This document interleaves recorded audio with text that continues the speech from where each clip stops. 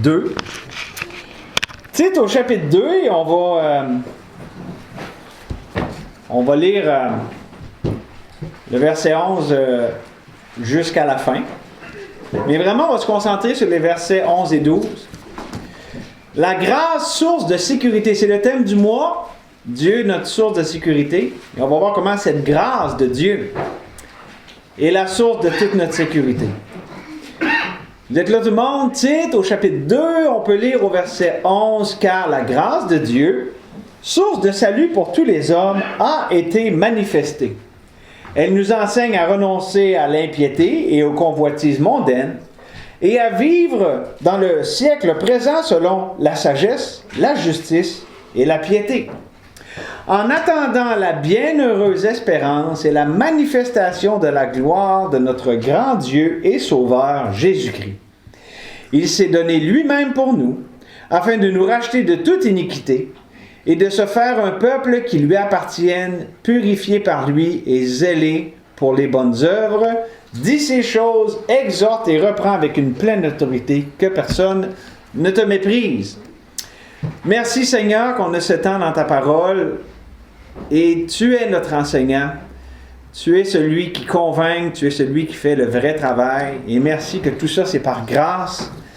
Peut-être qu'ici certains se sentent tout de travers, peut-être qu'ils ont eu une mauvaise semaine. Peut-être qu'au contraire d'autres volent sur les ailes de la bénédiction, et Seigneur, c'est pas nos circonstances, c'est ce par quoi tu nous permets de passer qui est important. C'est toi, Seigneur. Qu'est-ce que tu fais avec tout ça? Où tu nous rencontres? Comment tu formes Christ en nous là-dedans, Seigneur? Et donc, c'est ce qu'on demande. Seigneur, tu as plein de plans bienveillants, mais un but, Seigneur, c'est nous rendre conformes à l'image de ton Fils. C'est faire cette œuvre de grâce dans nos vies. Et merci, Seigneur, qu'on peut s'arrêter ensemble, être enseigné de toi avec ces vérités précieuses.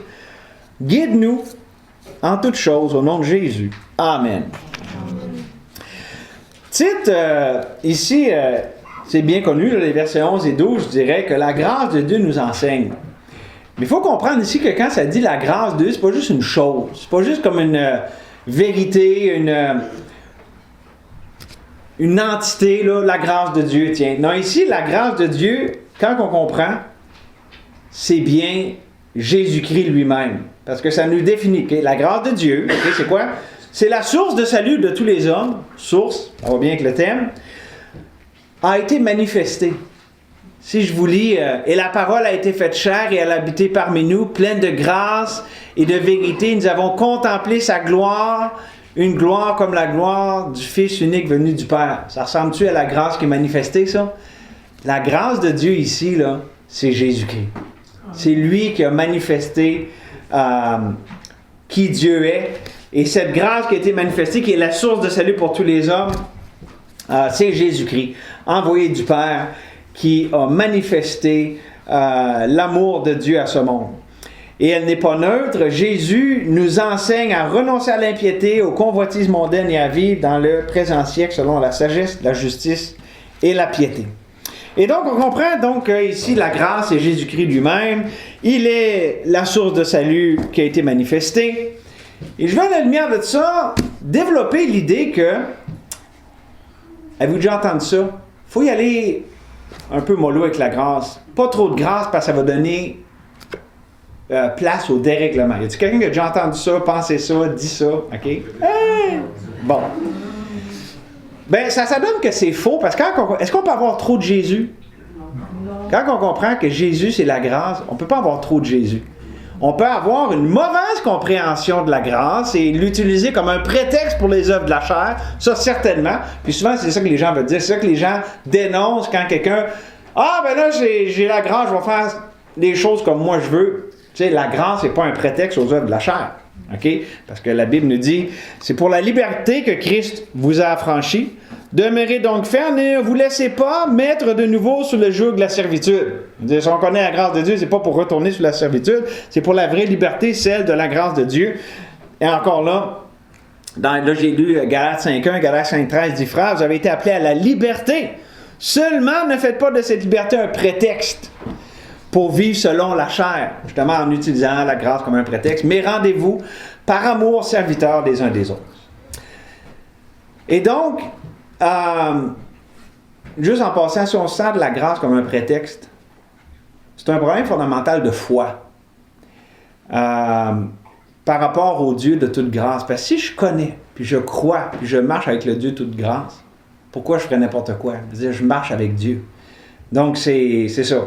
On va le voir, le problème, c'est pas la grâce, c'est la mauvaise compréhension de la grâce. Et cette mauvaise compréhension, ou les abus qu'on peut voir, la servitude que les gens, dans laquelle ils vont tomber en prenant la grâce comme un prétexte pour vivre selon la chair, savez-vous, ça vient de où, ça? Voulez-vous que je vous le dise? Ça vient de l'insécurité, de la peur par rapport à la suffisance de Dieu. J'ai entendu l'expression, on a peur de ce qu'on ne connaît pas. Lorsqu'on connaît la grâce de Dieu, on voit qu'elle est suffisante. Mais si on ne la connaît pas, ben non, on ne sait pas trop, et aller là, c'est un terrain inconnu. Okay? C'est ça la raison pour laquelle on n'embrasse pas pleinement la grâce de Dieu dans nos vies. Pas parce que la grâce peut nous faire du tort. Ça, on est capable de faire ça nous-mêmes. Êtes-vous d'accord? On peut se faire ça nous-mêmes, à nous, puis aux autres, OK? Avec notre propre orgueil et incrédulité. Mais s'il vous plaît, mettons pas ça sur le dos de la grâce. Surtout pas. Non, lorsque on croit à la grâce, lorsqu'on se l'approprie, selon la volonté de Dieu, la grâce est une source de sécurité, de grande sécurité. On est sécure dans sa grâce. C'est un endroit, une place de sécurité. De la présence de Dieu, non seulement avec nous, mais en nous. Il ne peut pas être plus proche que ça. Pour tous nos besoins, toute situation, tout ce qui peut nous faire peur, nous assaillir, le Dieu de toute grâce est là. Le Dieu de toute consolation. C'est ça la grâce de Dieu. C'est Dieu qui est un secours très présent. Ça dit dans... C'est Psaume 34, ça, hein? He's a very present help in trouble. 46. Merci, Kevin. Il connaît sa parole. Parce que je l'ai dit en anglais. Amen. Psaume 46. Non, mais ça dit, en français, c'est un secours... qui ne manque jamais. Un secours qui ne manque jamais. Il ne peut pas manquer, il est là, présent avec nous, en nous. Quand on est un enfant de Dieu, si vous n'êtes pas un enfant de Dieu, vous avez le plus important à faire, c'est recevoir cette grâce pour la première fois. Et donc, là j'ai une petite question, j'ai presque fini mon intro. C'est beau la grâce, n'est-ce pas? Est-ce que c'est compliqué la grâce de Dieu? Non. Bon, mais si c'est beau et c'est si simple, pourquoi on ne comprend pas plus? C'est quoi vivre par la grâce, sous le règne de la grâce? Ben, je pense que si on le met simplement, c'est parce qu'on a de la difficulté à laisser la grâce de Dieu, Jésus-Christ, nous enseigner. Comme on le voit ici. Elle nous enseigne la grâce de Dieu au verset 12. On a de la misère à laisser Dieu nous enseigner, nous diriger. Pourquoi? Parce qu'on a peur de la grâce. Parce qu'on ne connaît pas assez ce côté de Jésus. Jésus plein de grâce et de vérité. C'est quelque chose qu'on a besoin de découvrir. C'est ce qu'on va faire avec deux axes à connaître, à croire concernant la grâce, source de sécurité. Premièrement, savez-vous que le problème du péché, c'est pas la grâce. Tu sais, des fois on dit, tu te sers de la grâce comme un prétexte pour pécher, mais réellement, là, le problème du péché, c'est pas la grâce. En fait, la grâce, c'est la solution au péché. N'est-ce pas? C'est évident? Mais c'est pas si évident. Parce que là, on peut dire oui, là, ça paraît mal, là, si on dirait non. Là. Notre voisin nous cognerait d'un côte et dirait, voyons, t'étais supposé te dire oui. Ce qui est impliqué, ce qui est enseigné avec l'idée, là, ben, trop de grâce, ça fait des débordements, puis OK. Ce qui est impliqué, c'est qu'on a besoin de l'équilibrer avec un peu de chair. Si tu es trop laissé par la grâce, ça va mal aller. Tu as besoin d'un petit peu de ta chair, là. Pour garder ça contenu là, pour ne pas partir sur une dérape. Alors que c'est exactement l'inverse qui est la vérité. Parce que la grâce nous enseigne, la grâce nous contrôle. La chair, c'est fonctionner indépendamment de Dieu, c'est sortir de sous son contrôle. On a besoin de toute la grâce dont on peut prendre. OK? Mais c'est là le mensonge. Quand on va dire trop de grâce, c'est pas bon, c'est qu'on sous-entend que tu as besoin de l'équilibrer avec la chair. C'est jamais dit de même, mais c'est ça qui est impliqué. Et donc, on se retrouve avec un mélange de loi et de grâce, de chair et de grâce, de chair et d'esprit. Et ça ne marche pas. Parce qu'un peu de levain, nous dit 1 Corinthiens, ça fait lever toute la pâte. Un peu de chair dans ma vie, c'est tout qu'un problème. Ça peut faire lever toute la pâte. OK? La question, c'est pas un petit peu, c'est pas grave. Non, c'est la présence de cet élément charnel, du péché. Ou tu sais, c'est ça. On va parler de la loi tantôt, mais la chair a recours à la loi. Puis quand je dis loi, c'est pas nécessairement les 10 commandements à faire, au faire. Je veux faire de quoi pour m'en sortir de façon indépendante, la connaissance de l'arbre du bien puis du mal. Et vraiment, le problème fondamental, c'est ce que Paul dit aux Galates. Êtes-vous tellement dépourvus de sens, après avoir commencé par l'esprit, vous voulez maintenant finir par la chair? Puis d'autres, justement, ils voulaient retourner sous toutes sortes de régulations qu'ils voulaient se donner. Mais il résume en disant, vous avez commencé par l'esprit, avec la grâce de Dieu, puis là, vous voulez finir avec la chair. Ce mélange de la chair et l'esprit, c'est comme l'huile puis l'eau, ça peut pas. Avez-vous déjà pris de l'eau puis de l'huile? D'ailleurs, on fait ça ici, on met de l'huile dans le drain là, pour pas des fois que ça s'évapore puis que ça sente. L'huile revient toujours à la surface. C'est ça l'idée, la mettre dans le drain, ça va à la surface, ça empêche l'eau de s'évaporer. Puis on a beau mélanger. Si on attend un peu après, l'huile va revenir sur la surface. Puis, OK, c'est toujours le même, ça se mélange pas, de l'eau et de l'huile. Ben, la grâce et l'esprit non plus, ça peut pas se mélanger. Parce que si on veut les mélanger, ça va avoir plus de tort que de bien. L'huile va toujours finir par remonter sur le dessus. La chair va toujours prendre le dessus. Je ne peux pas aider Dieu avec ma chair. En fait, je nuis à Dieu. Je nuis à l'œuvre de Dieu dans ma vie avec ma chair.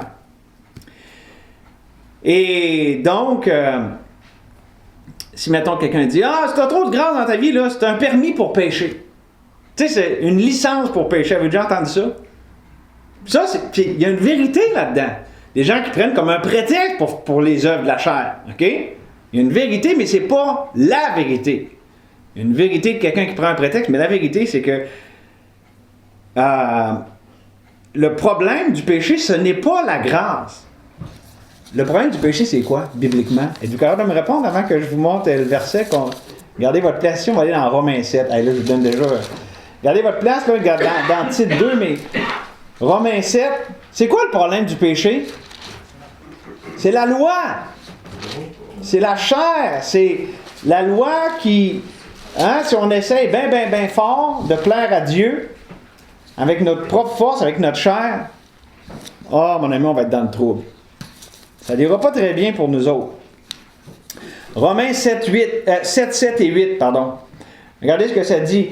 Que dirons-nous donc? La loi est-elle péché? Loin de là. Mais je n'ai connu le péché que par la loi, car je n'aurais pas connu la convoitise si la loi n'avait dit « Tu ne convoiteras point ».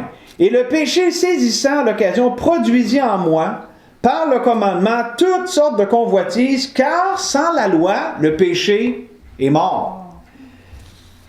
Puis c'est pas parce que la loi est mauvaise, c'est parce que la loi, son rôle, c'est de révéler le péché en nous pour qu'il soit condamnable au plus haut point de dire « Ça, c'est une réalité dans ta vie, c'est ça ton problème. » C'est ça le rôle de la loi, ça pointe au problème. OK? Et juste en passant, avez-vous déjà pensé à ça? Si quelqu'un a trop de grâce, ça lui donne la permission de pécher. On n'a pas besoin de permission pour pécher. On est capable de faire ça très facilement, comme des grandes personnes. Là. Est-ce que vous avez besoin d'un permis? Non. Je veux dire, ça n'a pas rapport de dire ça. Là. C'est un permis de pécher. Tu n'as pas besoin d'aller voir le monde et les appeler. Hey, cette semaine, n'oublie pas. Il faut quand même que tu pêches un peu. Là. Tu sais, je veux dire... on ne va pas trop par l'esprit, là, tu sais, sois raisonnable. Là. On ne veut pas se sentir trop, tu sais, on ne veut pas se sentir mal en ta présence. Non, on est capable de très bien faire ça à nous-mêmes, par nous-mêmes. Et donc, ce qu'on voit, c'est que la loi qui veut s'appuyer, la loi et la chair, on peut mettre ça ensemble. La chair dit quoi faire. Donne-y une loi, donne-y une recette, donne-y des principes, donne-y la sauce chrétienne du milieu chrétien dans lequel tu es. Là, la chair va être contente. OK? Mais ça, c'est contraire à la grâce. Et c'est ça que je veux qu'on regarde maintenant avec... puis après-midi, en passant, on va regarder vraiment plus en détail toute la dynamique de la loi pour le chrétien avec Romains 7, parce qu'on est encore là ensemble après-midi. Mais je veux juste amener un point ici par rapport... Vous êtes encore là dans Romains 7. Regardez verset 14. « Nous savons en effet que la loi est spirituelle, mais moi je suis charnel, vendu au péché. » Ceux qui étaient là la semaine passée, on a vu ça ensemble. C'est quoi le rôle de la loi dans la vie d'un chrétien?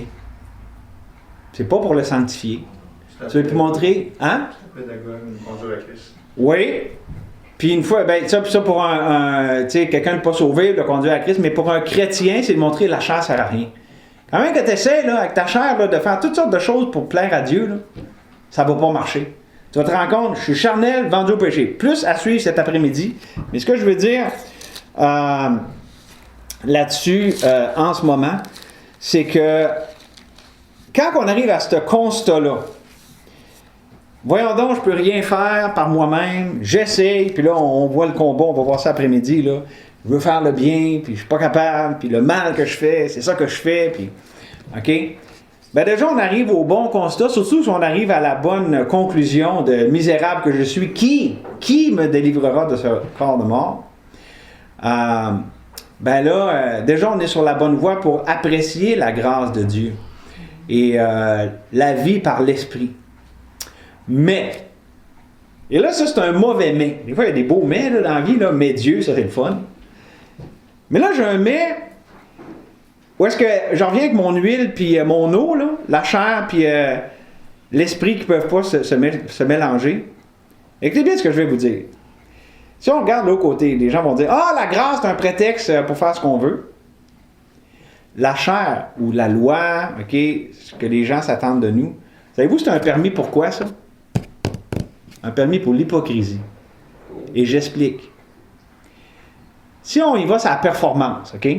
Sur ce qu'on fait, ce qu'on devrait faire, ce qu'on fait, OK? Si on y va sur le faire, ça va engendrer l'hypocrisie. Pourquoi? Parce que ça va engendrer la peur. Ben là, je veux pas que quelqu'un me voise pendant que je fais des niaiseries. Ça, c'était pas un bon mot français, là. C'était juste une farce, OK? Mais ça vient quand même de Camille quand elle avait 3 ans, puis elle jouait à cachette avec Benjamin, puis « Hey, je vais aller me cacher en haut parce que je veux pas que tu me voises! » C'était quand même... à 3 ans, comme conjugaison, il y avait une logique là-dedans. Parce que c'était le subjonctif du verbe voir. À 3 ans, moi, je trouvais que c'était pas pire, pareil comme conjugaison. Après tout, il n'y a pas de loi, là. T'sais. Ouais, c'est ça. OK. L'hypocrisie, la peur. La peur du jugement des hommes, qu'est-ce que les gens vont dire de moi? La peur du jugement de Dieu, Dieu ne sera pas content. La peur, écoutez, de dépendre de Dieu. Parce que c'est ça, vivre par la grâce de Dieu, c'est vivre dans la dépendance de Dieu. Ma grâce te suffit. Ouais, vraiment? Non, peut-être besoin d'un peu d'aide. Non, ma grâce... Mais c'était peurant de dépendre de Dieu. Avez-vous essayé? Quand même épeurant, moi, je trouve. Mais plus on l'expérimente, plus c'est réconfortant. C'était peurant juste au début. C'était peurant juste par moment. Parce qu'on se rend compte que Dieu est toujours là, Dieu est toujours fidèle. Et nos peurs sont non fondées. Parce que, mes amis, si je m'en vais dans la voie là, de la chair, je vais essayer de dépendre de ma propre bonté, de moi-même, pour vivre pieusement. Ça, là, c'est le modus operandi de la chair. OK? Mais ça, ce que ça veut dire? Ça veut dire que je n'ai pas goûté comment le Seigneur est bon. Pourquoi j'essaierais d'être bon quand le Seigneur est tellement bon? Je veux dire, il ne prend pas de compétition, là, on l'a dit la semaine passée. Et là, si j'essaie de faire ça, de vivre pieusement, par ma propre bonté, ben, je vais être forcé de prétendre que je suis saint, juste et bon. Il va falloir que je donne des impressions, mais il n'y aura pas la réalité. Pourquoi? Parce que le problème, dans mon cœur, n'a jamais été réglé. C'est ça le problème avec la chair, ça ne peut jamais régler là où la grâce travaille. Mon cœur, mes motivations, mes aspirations, mes désirs, c'est là que la grâce travaille. C'est pour ça que l'extérieur sur lequel travaille la chair, ça ne sert à rien. Puis en passant, savez-vous, je l'ai essayé, là. Puis je ne vous conseille pas de l'essayer, mais si on veut mélanger de la loi et de la grâce, savez-vous c'est lequel qui finit tout le temps par avoir le dessus et la prééminence? C'est la loi. C'est la chair. C'est pas l'Esprit de Dieu. Hey, c'est plate, au moins, tu sais, si... En tout cas. Maintenant, La chair donne des résultats temporaires, extérieurs, mais la grâce donne des résultats éternels, intérieurs. C'est pour ça que le problème du péché, c'est pas la grâce. La grâce, c'est la solution au péché. Donc, essayer de combattre la chair par la chair, c'est un échec garanti. Parce que ça nous coupe du flot de la grâce. Et le rôle de la loi pour le chrétien, c'est juste d'y rappeler. Dire, t'as vu, ça marche pas quand tu essaies toi-même. La chair, ça sert à rien. Donc, on a compris, j'espère un peu plus maintenant, que le problème du péché, c'est pas la grâce. Mais le deuxième axe que je veux qu'on voit après matin, c'est le problème de la grâce, c'est le péché. Et là, je dirais peut-être plus précisément, là, l'iniquité. Il y a plusieurs mots, il y a même une branche de la théologie qu'on appelle l'armasiologie. C'est pas une grosse branche, là, c'est une petite branche. Qui étudie le péché. Il y a toutes sortes de mots pour le péché, puis toutes d'implications. L'armasiologie, dans le fond, ça étudie le péché. Et un des mots pour péché, il y a transgression, il y a toutes sortes de mots. Iniquité. Iniquité, c'est les péchés du cœur. Ceux qui paraissent pas, ceux qui sont en dedans de nous. Et c'est spécialement là que la grâce travaille. Donc, quand je dis que le problème de la grâce, c'est le péché, tous les péchés, mais spécialement ceux qu'on ne voit pas, ceux qui s'excusent, ceux qui sont plus faciles à cacher. Parce que la grâce est bloquée par l'orgueil et l'incrédulité. Pourquoi? Parce que Dieu le dit. Il résiste à qui? Aux orgueilleux. Mais il fait grâce aux humbles. Et si je ne crois pas que la voie de Dieu, c'est la meilleure, si je ne me confie pas en lui, ben je me prive de la grâce de Dieu. OK? Et donc, c'est là, ici, la question, le problème de la grâce et le péché, et soyons plus précis, les péchés du cœur, malgré que ça englobe évidemment tous les péchés. Mais, tout comme la grâce est la solution au péché, OK? Je l'ai déjà mentionné quelques fois dans le message, et en passant, comment la grâce est la solution au péché? Bien, parce que Dieu n'a pas juste payé pour les péchés dans ma vie, avec son sang. Il s'est occupé du péché en moi, avec la croix. Je suis crucifié avec Christ. C'est plus moi qui vis, c'est Christ qui vit en moi. Romains 6,6, le vieil homme a été crucifié afin que le corps du péché, notre chair, soit réduit à l'impuissance. Dieu s'est occupé de ma nature fondamentale. Je ne suis plus en Adam, je ne suis plus identifié au péché en Adam, je suis identifié à Christ, je suis en lui maintenant. OK?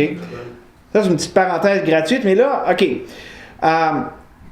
Tout comme la grâce est la solution au péché, de même, le péché, là, dans son expression la plus fondamentale, l'orgueil et l'incrédulité, c'est le plus grand obstacle au flot, au règne de la grâce dans ma vie. Le péché, c'est le plus grand obstacle au règne de la grâce dans ma vie. Et en passant, c'est un obstacle, mais c'est juste un obstacle. Parce que là où le péché abonde, la grâce surabonde, submerge, supplante. Fait que découragez-vous pas de votre péché. Voyez que la grâce de Dieu, elle est là. Puis c'est ça la grâce, c'est la bonne nouvelle, c'est de dire « Wow, il y a encore de l'espoir, c'est pas fini. » Non, je veux dire, on serait les plus malheureux des hommes. Je n'irais pas me donner de la misère à aller dans une prison pour aller prêcher Christ, là. Mais je crois que la grâce est bonne, même pour les pires des vies, les plus maganées et les plus démantibulées qu'il ne peut pas avoir. Ou même les plus religieuses. Des fois, c'est dur à briser la façade de quelqu'un de religieux qui se confie dans sa religion. Mais c'est tout par grâce. Et ça revient encore, et encore. Puis ça, c'est un marteau, un clou sur lequel je ne me lasse de frapper. Ça revient encore à la fameuse question du contrôle. Pourquoi je me confierais à la grâce de Dieu, ou pourquoi je ne me confierais pas? Mais si je vois que Dieu est bon, puis qu'il est digne de toute ma confiance, je vais lui laisser le contrôle. Mais si j'ai peur, je vais essayer de prendre le contrôle. Comment on fait ça? C-H-A-I-R. Avec la share. La share. Et donc, c'est ça. Une question de contrôle. De qui je me place sous le contrôle? Par la foi, la grâce de Dieu. Par la peur, mon contrôle. Et en passant, Dieu, là, Dieu est tellement bon parce que Dieu travaille en nous, il travaille à travers nous, il nous enseigne, il nous rappelle toutes les choses qu'on a besoin de savoir sur le moment. On a un Dieu sur mesure, on a un Dieu qui est personnel. Puis, comme on le voit ici dans le verset 12, Christ ici, dans ses enfants, nous enseigne à renoncer au mal, l'impiété, les convoitises mondaines, puis à vivre, à embrasser une vie de toutes les bonnes choses, comme on voit ici, la sagesse, la justice, la piété. Il nous enseigne à dire non au péché et oui à la vie, la vraie vie. Et là, je vais amener un point ici pour vous illustrer quelque chose. Depuis que, je dirais, ça fait quand même une couple de... Là, je ne sais plus comment compter. En tout cas, c'est pas en semaine, c'est en mois. Mais on voit Dieu nous enseigne sa grâce dans l'Église. Êtes-vous d'accord avec moi?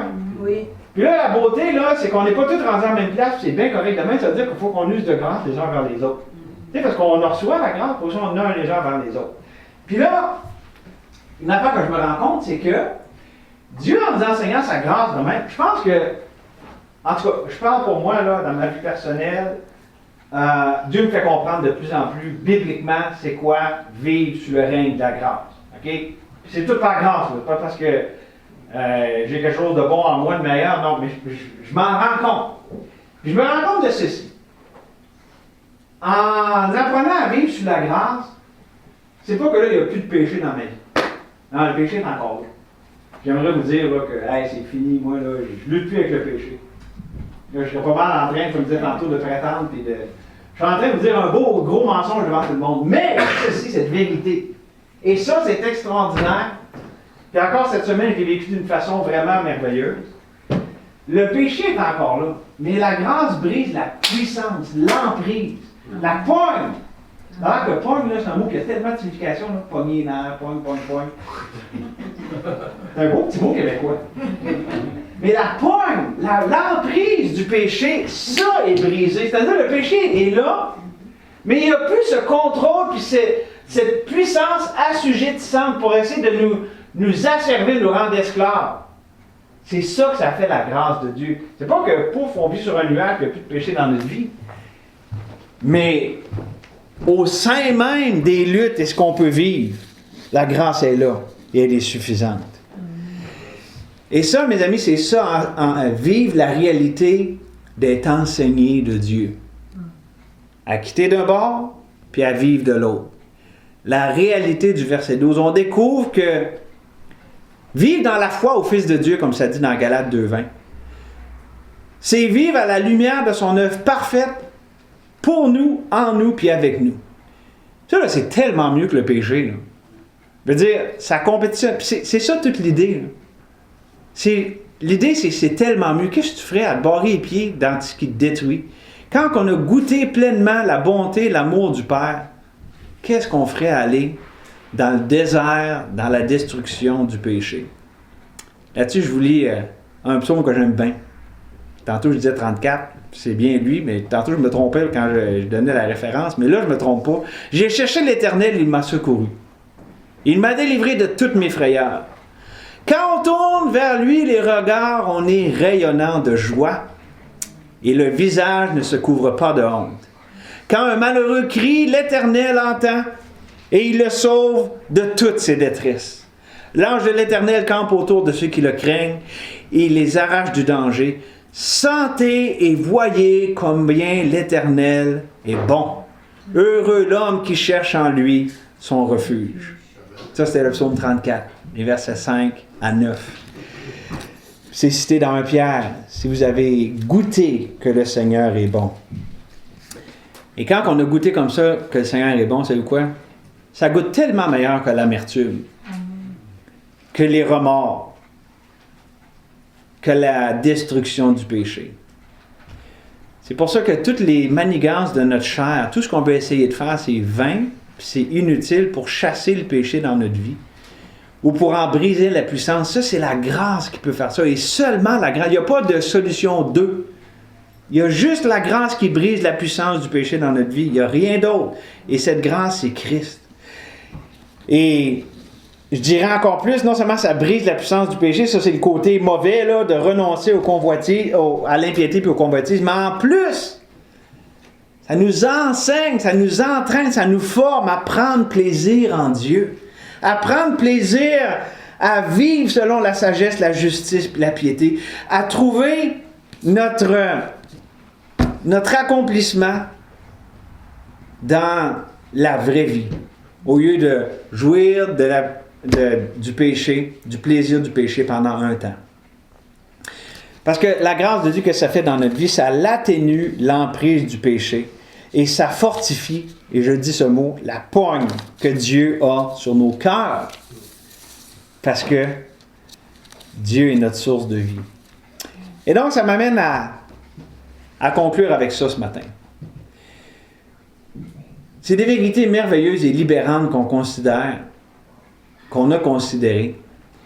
Et voici, je vais la répéter 2 fois cette phrase. Écoutez bien, c'est important.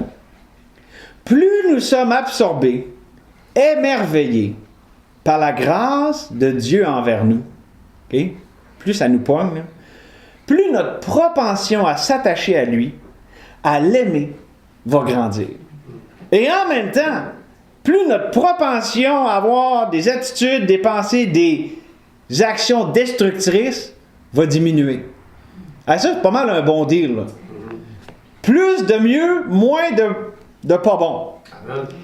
Et donc, le péché va avoir moins d'attirance et la personne de Dieu, sa vie, va être plus attirante. Je répète, OK? Là, je vais juste vous le lire de même. Plus nous sommes absorbés et émerveillés par la grâce de Dieu envers nous, plus notre propension à s'attacher à lui, à l'aimer, va grandir. Et plus notre propension aux attitudes, aux pensées, aux actions destructrices va diminuer. Le péché va devenir moins attirant parce que la personne de Dieu, sa vie, va être plus attirante. Amen. Ça, c'est mon message. La grâce de Dieu, c'est une source de grande sécurité. Quand on vit de même, là, on peut être pas mal plus relax que avoir le gros nerf du cours sorti et essayer de tout régler nos affaires. Mais c'est vrai, puis des fois, c'est dur. C'est dur, la vie, puis ça va pas bien, la vie. La vie, là, des fois, ça brise. Comme une sorte d'affaire dans la vie. On n'est pas dans un monde idéal, on soupire, hein? Mais déjà, on a les arts de l'esprit. Dieu nous a donné son esprit en nous et sa grâce qui est là, elle est suffisante. Et pensez-y, là. C'est plus facile puis impersonnel de pécher contre des principes, des règles, des choses que je dois faire. Ça, c'est assez impersonnel. C'est plus facile de pécher contre ça que contre un Dieu personnel qui nous a montré, qui nous a prouvé tellement de fois son amour et sa fidélité. C'est pour ça que la grâce de Dieu, c'est important de voir que c'est une personne. C'est pas une chose. C'est Dieu qui nous aime. Et donc, mon appel est le suivant, qu'on puisse prier en réponse à ces vérités aujourd'hui, d'expérimenter, de vivre la grâce de Dieu dans toute sa plénitude. Pas de frein. Je veux dire, on ne peut pas avoir trop de Jésus, trop de grâce. Qu'on prie pour qu'on l'aille à 100%. Rien enlever, rien rajouter. Christ et Christ seul. Pourquoi qu'on aurait peur? Il est le bon berger. Pourquoi on voudrait le contrôle? Lui-même est digne de toute notre confiance, tellement plus que nous-mêmes. Faisons confiance à la grâce de notre Père manifestée en Jésus-Christ et expérimentée par l'Esprit du Dieu vivant. Cette phrase vous était présentée, elle est trinitaire. Amen. Faisons confiance à la grâce du Père manifestée en Jésus-Christ, expérimentée et mise en pratique par l'Esprit du Dieu vivant. Et si vous n'êtes pas sauvé, si vous n'avez pas Jésus comme votre sauveur, votre vie, faites confiance à la grâce de Dieu pour vous sauver. Pour te sauver, un matin, si tu n'es pas sauvé, la Bible est claire. Tu es mort dans tes offenses et tes péchés, tu es séparé de Dieu. Tu as un problème avec Dieu, puis tu ne peux pas le régler toi-même. Connaissez-vous, ici, beaucoup connaissent Éphésiens 2, 8 et 9, car c'est par la grâce que vous êtes sauvés par le moyen de la foi. Et cela ne vient pas de vous, c'est le don de Dieu. Ce n'est point par les œuvres, afin que personne ne se glorifie. Et Jésus, en venant dans ce monde, Jean nous dit que nous avons tous reçu sa plénitude, grâce sur grâce. Est-ce que tu as reçu la plénitude de la grâce de Dieu? Pour être sauvé et enfants de Dieu, n'ayons pas peur, la plénitude de la grâce. On ne peut pas en avoir trop. on ne peut jamais en avoir trop parce que c'est Jésus lui-même. Et on en veut toujours et toujours plus. Amen. Merci Seigneur pour ce temps dans ta parole ce matin. Toi, le Dieu de toute grâce, merci Seigneur de t'être manifesté et de continuer de le faire. Merci pour ta grâce Seigneur qui se voit de tellement de façons. Mais on ne veut pas que ça soit quelque chose de lointain dont on parle à des personnes. On veut que ça soit la réalité de nos vies, proche, dans nos cœurs, dans laquelle on se réjouit. Seigneur, tu connais chacun ici. Et tu vois ce qu'on passe au travers. On veut s'accrocher à toi, Seigneur. Toi, notre grâce suffisante. Et Seigneur, s'il y en a qui ne connaissent pas encore c'est quoi cette vie surnaturelle que toi tu donnes, qu'aujourd'hui ils passent de la mort à la vie. On te demande ces choses au nom de Jésus. Amen.